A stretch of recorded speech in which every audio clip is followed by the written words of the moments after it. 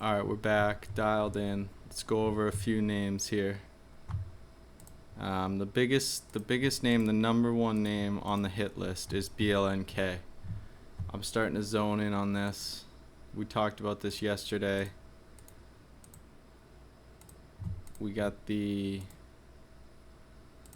level that I'm looking at. This is the monthly 1 year. The key levels that I'm working off. Number one is this 323 level. That's the most important level for me. And then as we drill in, and as you can see on this weekly 1 year, we got this beautiful action that's consolidating below these key levels since 11, 13, 23 back here. So potential for an explosive move. But the key levels that I'm looking at, like I said, 323, and then you can't ignore a few of these zones on the 1 year, the weekly 1 year, all in the same ballpark. But I'd say between 323 and 305 neighborhood is really the window that I'm kind of playing. Yesterday it had a strong day. The moving averages are not. I'd like to see a nice little squeezer. I like the squeeze play, but it's not a deal breaker if it's not looking the way I want on the moving averages. That's just kind of a bonus. But this is starting to shape up again. Like I said, 323 is really the main zone. So as you can see here, we had the gap up through 323, then we had some action above it, gap below, and you can clearly see there's something going on in this 320, 324, 5, 6, 7, 8 kind of zone. So what I'd like to see is, I'm trying to do a better job of being more precise, because you could say right now you could start scaling in and risk off that 305 zone, because as you can see, it's the same situations applying to the bottom side here, where 323 is this ceiling and 305 neighborhood is this floor.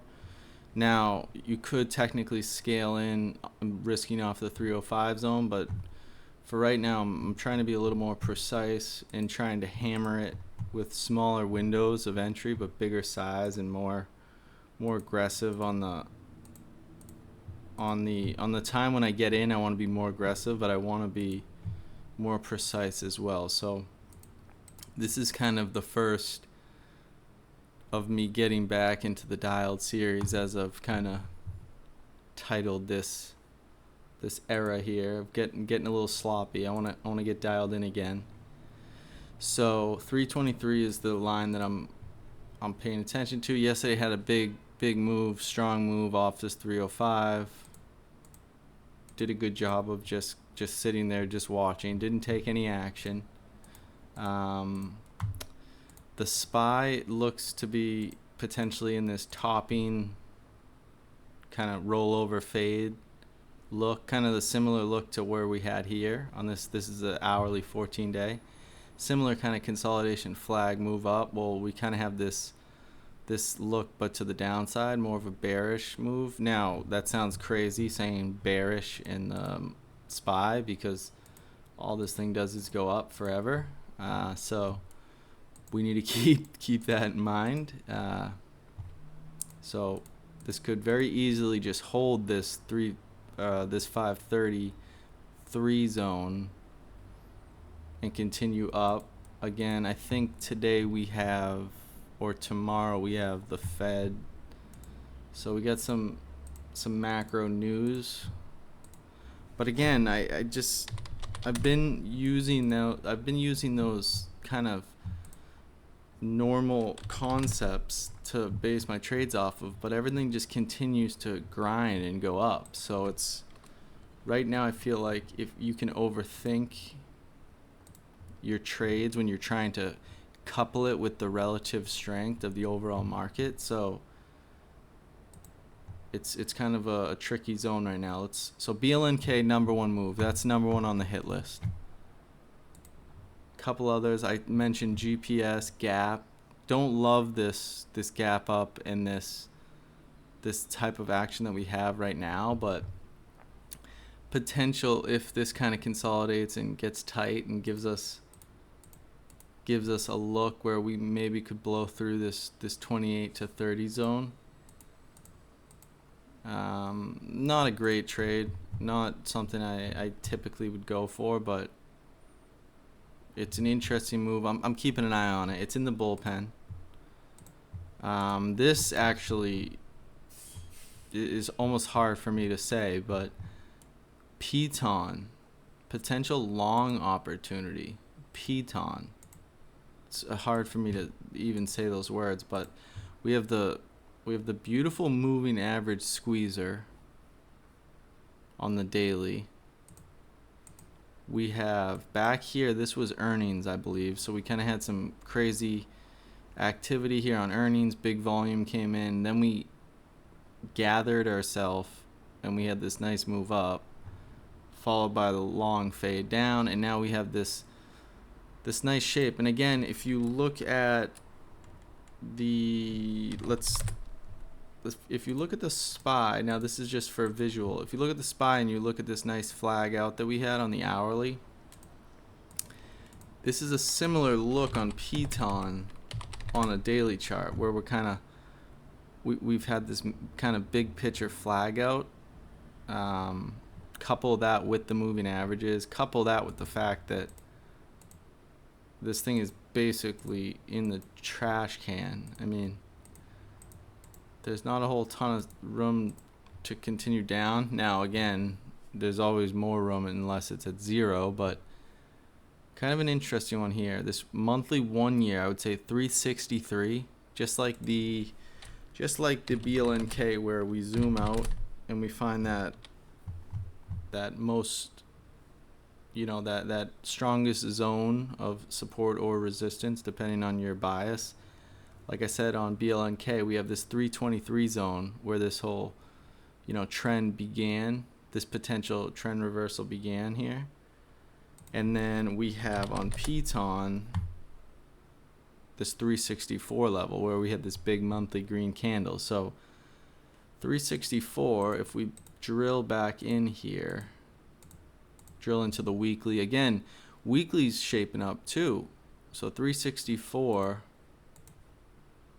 puts us right in this zone where we're at. We're at 359 currently.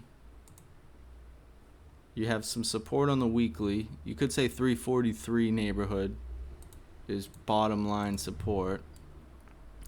But this 360s area is very interesting. The action's getting very tight over the past, 6, 7, 8 days here. And we're getting to a moment here where this could potentially have a curl up in a run to 440 maybe. Definitely not something I'm getting too married to. BLNK I'm much more convicted on that trade, but I gotta say, Piton, for as much of a piece of junk it is, I kind of like the looks of this. So 364, 340 zone, those are the key levels. Anything below that, junk. And then if it blows through that, could have some action. Piton does have a history of making decent little runs. I mean, it also has a history of going down a lot, so always got to respect the stop loss. This I had mentioned, BROS. This is kind of off my hit list, but I was just kind of studying this for visuals. I would have liked to have came in here, lower volume name, so kind of the lower the volume, the lower it falls on the hit list, the watch list. But interesting name, similar to this TSHA I had mentioned. low volume but good visuals. Those are kind of the toughest names at times because your eyes see a good trade, but the volume can make things difficult. It's not as fluid. So those are just two kind of visual learning charts there. Chewy we're watching just kind of for, again, it's past the point where I'd like to get involved, but now I'm more so just curious to see. So really we got BLNK number 1. GPS is more of just well, GPS right now is in the holding, just kind of waiting and seeing what we develop here. If we can get tight in this 28 zone, maybe a little below, potential run to 30 and beyond, and then Piton. So we really only have three right now, and really only one that we're pulling the trigger on. So that's about it right now. Let's stay dialed.